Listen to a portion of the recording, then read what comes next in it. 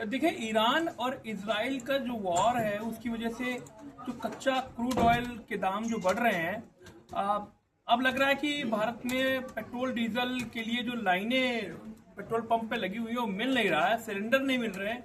तो ये वाकई में बहुत चौंकाने वाली बात है। हमें इस पर सरकार को एक मजबूत गाइडलाइन देनी चाहिए कि कोई दिक्कत नहीं है। 25 दिन वाला फॉर्मूला, 50 दिन वाला फॉर्मूला कि हमारे पास तेल गैस सब कुछ है, वो कहाँ गया है?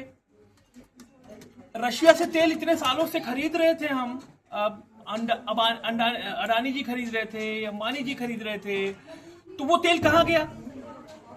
सवाल है, क्या स्टोरेज की क्षमता भारत के पास है इतनी, थी इतनी? वो सब कहाँ है तेल? जो क्रूड ऑयल खरीदा गया, क्या वो रिफाइन करके हमें यूरोपियन कंट्रीज को बेचा गया? भारत के पास गैस का और सिलेंडर यानी कि एलपीजी, इसकी कितना अभी भारत में है, इसका एक मोटा माटी खाका देना चाहिए। और दूसरी इंपॉर्टेंट बात यह है कि क्या जो सिलेंडर हमारे घरों में आ रहे हैं वो उसकी किल्लत होने वाली है क्या? और उसके लिए अल्टरनेट विकल्प क्या है?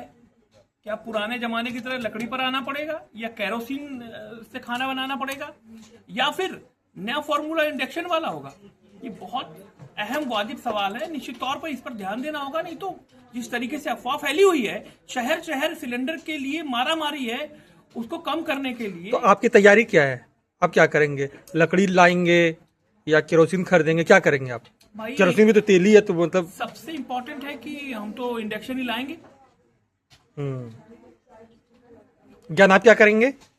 आई थिंक अभी मैं अखिलेश जी का बयान सुन रहा था। वो ये कह रहे हैं कि अगर 2 हफ्ते तक यही चलता रहा तो हम पुराने दौर में लकड़ियों में आ जाएंगे। तो मुझे लग रहा है कि अब वो टाइम आ गया कि हम घर में लकड़ी इकट्ठा करने चालू कर दें और चूल्हे पे रोटी बनाना स्टार्ट कर दें।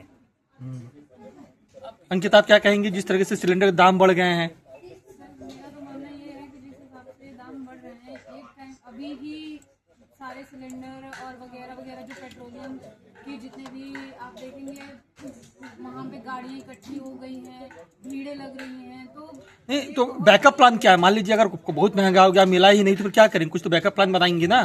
लकड़ी ढोएंगी, गोबर लाएंगे, मतलब गोबर क्या बोलते हैं उसको? गोईठा क्या बोलते हैं?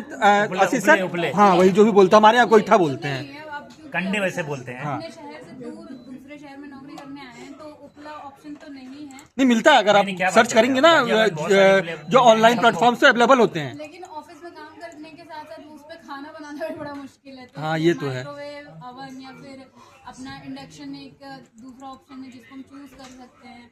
बाकी सिलेंडर जो है अभी हमारे पास उसका कम उपयोग करेंगे कि जिस हिसाब से नॉर्मली उसको जो ज्यादा वेस्ट तो नहीं करते, लेकिन फिर भी कि कुकर का यूज ज्यादा करेंगे।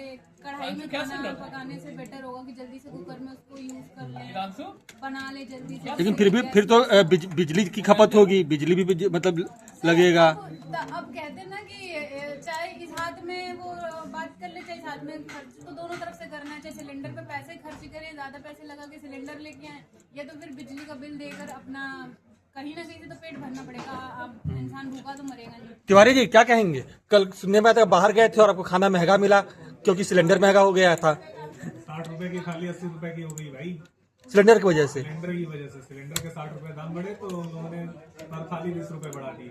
अभी मिथिलेश नोटियाल हमारे सहयोगी वो बता रहे थे कि बाहर 5 रुपए की चाय अब 8 रुपए की हो गई है, मतलब 3 रुपए चाय के दाम भी बढ़ गए।